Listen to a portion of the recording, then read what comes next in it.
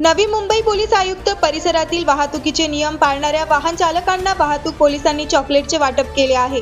यावेळी नाताळच्या पार्श्वभूमीवर सांता क्लॉज रस्त्यावर उतरून नियम पाळणाऱ्या वाहन चालकांना चॉकलेट देत आहे।